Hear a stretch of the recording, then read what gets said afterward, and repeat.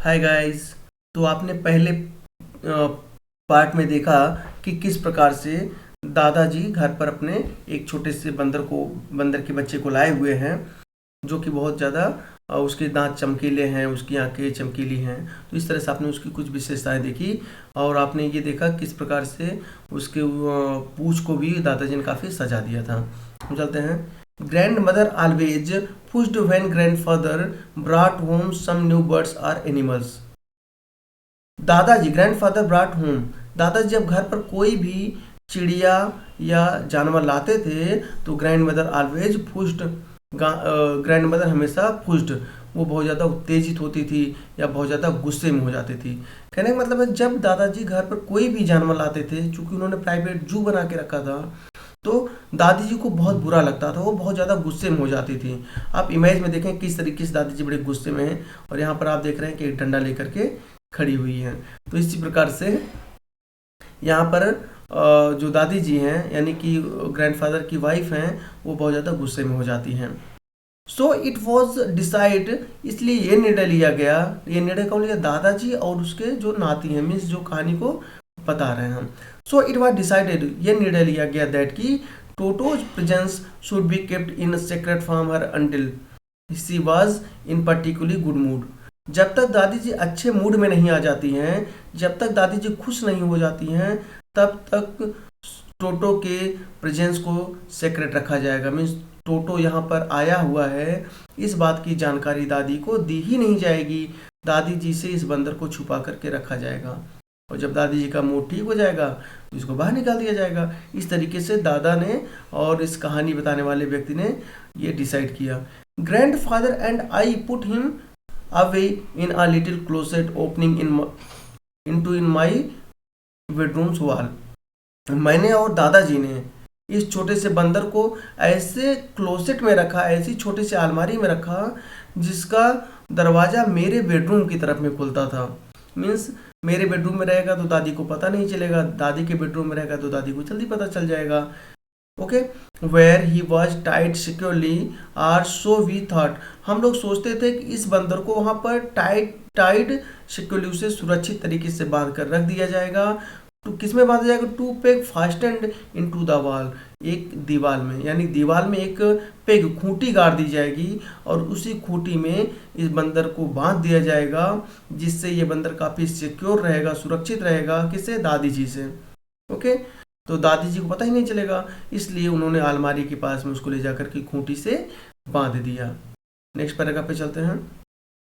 A few hours later, कुछ घंटों बाद, when grandfather and I came back to release, जब मैं और दादाजी इस बंदर को छोड़ने के लिए अपने रूम में आए, we found that the walls, हमने ये पाया कि जो दीवार थी, which had been covered with some ornament paper, जो कि बहुत ज़्यादा पेपर से सजाया गया था बाई ग्रैंडफादर, दादाजी द्वारा, now stood out of naked brick and plaster, इसको उसने उखाड़ कर फेंक दिया है और इस तरह से ब्रिक एंड प्लास्टर और उस दीवार की ब्रिक, ईंटें और प्लास्टर दिखाई देने लगा है। कई बार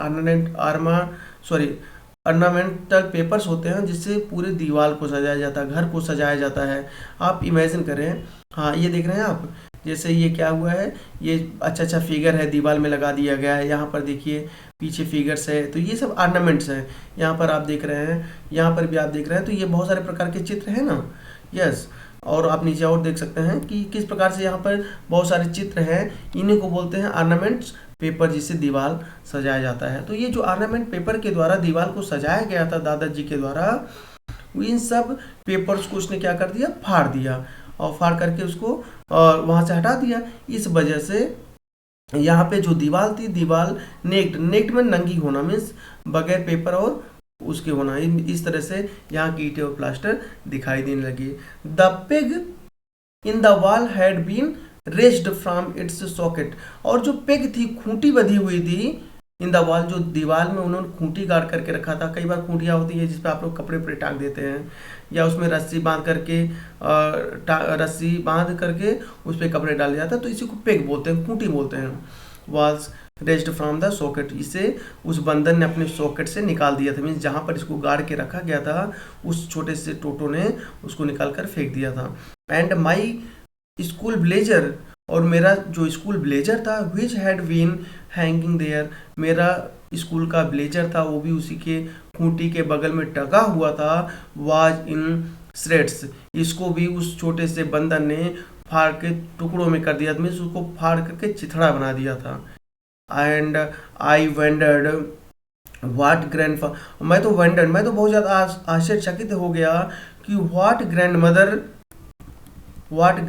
हम थोड़ा आगे देखते हैं, वुड से, मैं तो आश्चर्यचकित था अब दादी जी क्या कहेंगी, मीन्स मैं बहुत डर रहा था शादी अब दादी जी मुझे डांटेंगी मारेंगी और भला बुरा कहेंगी। बट लेकिन grandfathers did not worry, लेकिन दादाजी को कोई चिंता नहीं थी।